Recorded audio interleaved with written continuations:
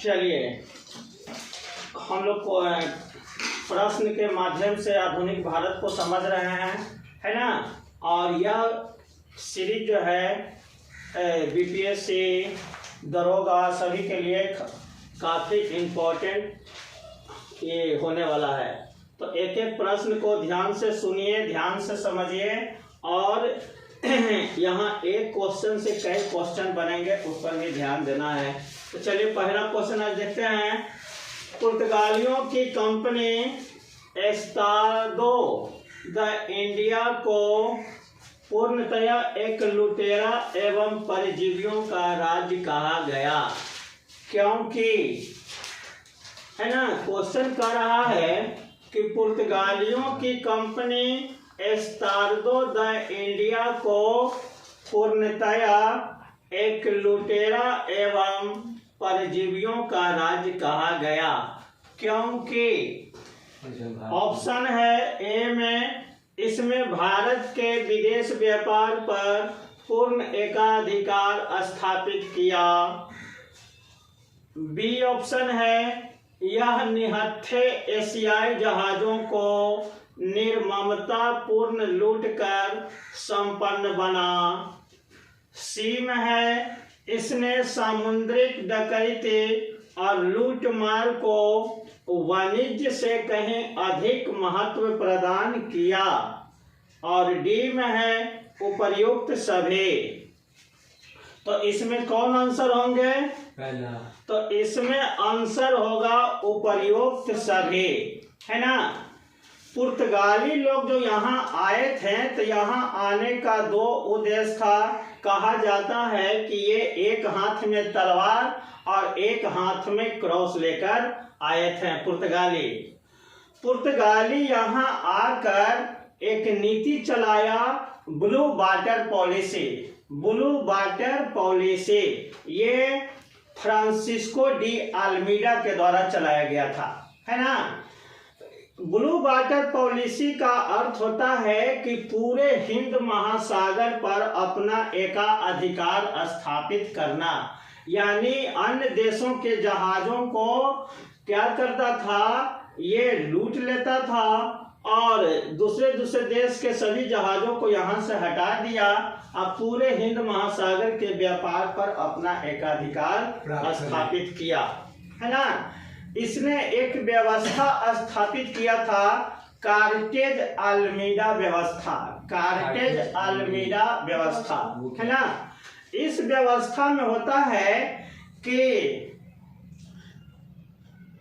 माने भारत से हिंद महासागर में कोई जहाज जाएगा तो पुर्तगालियों के वायसराय, पुर्तगालियों का जो हेड होता था जिसको वायसराय कहा जाता था, उससे परमिशन लेना होता था। और जो जहाज वहां के वायसराय से परमिशन नहीं लेता था उसके जहाजों को पुर्तगाली लोग क्या करता था, पूरा लूट लिया करता था, है ना। लूट मार करता था, उसके सभी जितना भी सामान वगैरह रहता था सब पर अपना अधिकार कर लेता था। तो ये सब जो है भारत के विदेश व्यापार पर पूर्ण एकाधिकार कर लिया। किसे? ब्लू वाटर पॉलिसी के तहत क्या किया, पूरे हिंद महासागर पर अपना एकाधिकार स्थापित कर लिया। दूसरा है कि निहत्थे एशियाई जहाजों को निर्ममता पूर्वक लूटा, है ना। ये दूसरे देशों के जहाजों को क्या कर लेता था, लूट लिया करता था। कार्टेज अल्मीडा व्यवस्था में नियम बनाया था कि कोई भी दूसरे देश का जहाज हिंद महासागर में तभी जाएगा जब पुर्तगालियों के वायसराय से परमिशन लिया जाएगा, और जो परमिशन नहीं लेता था उसको क्या करता था, लूट लिया करता था, है ना। तीसरा है इसने सामुद्रिक डकैती और लूटमार को वाणिज्य से ज्यादा महत्व दिया। तो ये जो है लूट मार करने में ज्यादा आगे था, लूट मार ही इसका एकमात्र मकसद था। वाणिज्य यहाँ आया था व्यापार करने, लेकिन व्यापार से ज्यादा किस पर ध्यान दिया, लूट मार पर। समुद्र में लूट मार करना, है ना, समुद्र में। तो पुर्तगाली लोग जो था ना, समुद्र में शक्तिशाली था, स्थल पर उतना शक्तिशाली नहीं था। हाँ, तो यहाँ ऑप्शन क्या हो जाएगा, उपर्युक्त सभी हो जाएगा। चलिए इतना समझ में आया कि नहीं? आ गया। चलिए आगे दूसरा क्वेश्चन नंबर 2 में चलिए। भारत में पुर्तगाली प्रभुत्व और राज्य का वास्तविक संस्थापक किसे माना जाता है? यानी भारत में पुर्तगालियों का जो प्रभुत्व स्थापित हुआ है तो उसका वास्तविक संस्थापक किसे कहा जाता है ना? ऑप्शन है वास्को डी गामा को, बी में है पेड्रो अल्वारेज कैब्राल को, सी में है अल्मीडा को और डी है अल्फांसो द अल्बुकर्क को। कौन होगा इसमें सही आंसर? कौन होगा? यहाँ सही आंसर होगा डी। डी सही आंसर होगा, अल्बुकर्क, है ना। भारत में पुर्तगालियों का वास्तविक संस्थापक किसे माना जाता है? अल्बुकर्क को माना जाता है ना। तो अल्बुकर्क जो है अल्मीडा, फ्रांसिस्को डी अल्मीडा जो ये 1505 से लेकर 1509 ईस्वी तक भारत का वाइसराय रहा था और उसके बाद 1509 से लेकर अब 1515 ईस्वी तक अल्बुकर्क पुर्तगालियों का भारत में वाइसराय बनकर रहा था, है ना। यही अल्बुकर्क है जो 1510 ईस्वी में बीजापुर के शासक, बीजापुर के राजा यूसुफ आदिल शाह से गोवा को छीन लिया था और गोवा पर अपना अधिकार जमा लिया था। कब? 1510 ईस्वी में, है ना। यही अल्बुकर्क जो है 1511 ईस्वी में दक्षिण पूर्वी एशियाई देशों में जाने के लिए जो मलक्का जल डमरू मध्य है उस पर ये कब्जा कर लिया था 1511 ईस्वी में, है ना। और यही अल्बुकर्क है जो फारस की खाड़ी में हारमुज बंदरगाह है, हारमुज बंदरगाह, उस पर 1515 ईस्वी में अपना कब्जा जमा लिया था। यानी मलक्का पर भी कब्जा कर लिया, हारमुज बंदरगाह पर भी कब्जा कर लिया और गोवा को तो 1510 में ये जीत ही लिया, है ना। इसने कोचीन को अपना मुख्यालय बनाया था, अपना हेड क्वार्टर ये जो है अल्बुकर्क किसको बनाया था? कोचीन को बनाया था। अल्बुकर्क जो भारत में अस्थायी रूप से बसना चाहता था, इसलिए अपने लोगों को यह प्रोत्साहित किया कि भारत के महिलाओं के साथ आप लोग विवाह कीजिए और यहीं बस जाइए ताकि ज्यादा से ज्यादा दिन हम लोग यहाँ भारत में अपना शासन स्थापित कर सकें। तो ये अपने लोगों को भारत के स्त्रियों से विवाह करने के लिए प्रोत्साहित किया था। ऐसा भी प्रश्न पूछ देता है कि पुर्तगालियों का कौन वैसा वाइसराय था जिसने पुर्तगालियों को भारत के महिलाओं से विवाह करने के लिए प्रोत्साहित किया था? तो वो अल्बुकर्क हो जाएगा, है ना। अल्बुकर्क की मृत्यु 1515 ईस्वी में यही गोवा में हो गया था और गोवा में ही उसको दफना दिया गया था। तो ऐसा भी प्रश्न पूछ सकता है कि किस पुर्तगालियों के किस वाइसराय को गोवा में दफनाया गया? तो अल्बुकर्क को दफनाया गया। तो एक एक पॉइंट को अल्बुकर्क के बारे में ध्यान रखना है और इसको ही पुर्तगालियों का वास्तविक संस्थापक माना जाता है ना। चलिए अगला क्वेश्चन देखते हैं। किस वाइसराय ने 1530 ईस्वी में सरकारी कार्यालय को कोचीन से गोवा स्थानांतरित किया, है ना। कौन पुर्तगालियों का कौन वाइसराय था जिसने अपने मुख्यालय को 1530 ईस्वी में कोचीन से गोवा ले गया, है ना। वही बताना है। तो सर आप तो अभी बताया कि जो 1515 में तो वो तो जीत लिया था, तो कोचीन, हाँ गोवा को जीत लिया था, लेकिन मुख्यालय बाद में बनाया गया था। 1530 ईस्वी में उसको मुख्यालय बनाया गया। उससे पहले मुख्यालय कोचीन था, है ना। गोवा को मुख्यालय कब बनाया गया? 1530 ईस्वी में। और उससे पहले पुर्तगालियों का मुख्यालय कहाँ था? कोचीन में था। तो यहाँ क्वेश्चन है कि कौन वायसराय, पुर्तगालियों का कौन वायसराय था जिसने मुख्यालय कोचीन से हटाकर गोवा किया, है ना। गोवा को जीता किसने? अल्बुकर्क ने। लेकिन गोवा को मुख्यालय किसने बनाया? तो ये क्वेश्चन है। तो ऑप्शन में पहला ऑप्शन है फ्रांसिस्को डी अल्मीडा, है ना। फ्रांसिस्को डी अल्मीडा सही है? सही नहीं है। बी में है नूनो द कुन्हा, सी है अल्बुकर्क और डी है वास्को डी गामा। तो इसमें सही आंसर कौन होगा? नूनो द कुन्हा, है ना।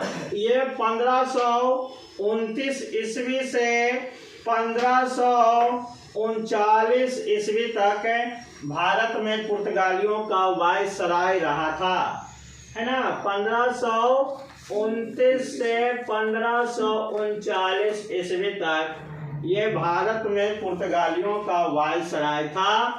यही नूनो द कुन्हा ने पुर्तगालियों के हेड क्वार्टर यानी मुख्यालय को कोचीन से हटाकर गोवा ले गया था, है ना। तो यहाँ नूनो द कुन्हा याद रखेंगे। गोवा को जीता किसने? ये तो बता ही दिए, अल्बुकर्क ने जीता। लेकिन इसको मुख्यालय बनाया गया था नूनो द कुन्हा के द्वारा 1530 ईस्वी में। नूनो द कुन्हा 1534 ईस्वी में बसीन पर अधिकार कर लिया था। 1534 ईस्वी में गुजरात में यहाँ इस साइड में बसीन है, तो बसीन पर अधिकार कर लिया था। और 1535 ईस्वी में दीव पर अधिकार कर लिया था। दीव, है ना, दमन दीव है ना, दमन दीव। हाँ, तो 1535 में दीव पर अधिकार कर लिया था और 1534 में बसीन पर अधिकार कर लिया था। कौन? Nuno da Cunha. यही नूनो द कुन्हा है जिसने गुजरात के शासक बहादुर शाह को अपने जहाज से समुद्र में फेंकवा दिया था। ये क्या था कि उस समय गुजरात का शासक था बहादुर शाह, है ना, बहादुर शाह। तो उस समय गुजरात में हुमायूं का हमला होने वाला था। हुमायूं मुगल बादशाह, है ना, हुमायूं का हमला होने वाला था गुजरात पर। तो ये बहादुर शाह नूनो द कुन्हा से समझौता करता है कि आप हमें हुमायूं के खिलाफ युद्ध में सहायता करेंगे तो हम आपको बसीन का क्षेत्र देने का वादा किया था, है ना। तो समझौता दोनों के बीच हो जाता है। बहादुर शाह और हुमायूं के बीच युद्ध होता है, इसमें सहायता भी करता है। लेकिन बाद में हुमायूं जब चला जाता है वापस, तो कुछ नूनो द कुन्हा और बहादुर शाह के बीच में कुछ अनबन हो जाता है और नूनो द कुन्हा उसको अपने जहाज पर, पानी का जो जहाज रहता है उस पर बुलाता है बात विचार करने के लिए। और इसी बीच कुछ ऐसी हो जाता है, कुछ टकरार हो जाता है, तो उसको उठाकर समुद्र में फेंक देता है ना। और समुद्र में फेंक देता है, वो मर जाता है। बताइए, गुजरात के राजा को ये सब समुद्र में फेंक देता है।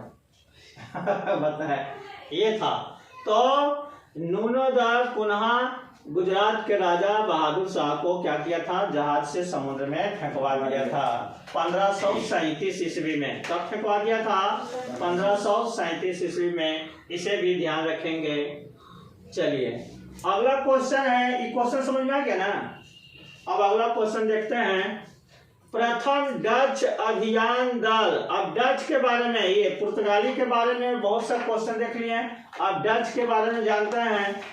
प्रथम डच अभियान दल पूर्वी जगत में किसके नेतृत्व में पहुंचा?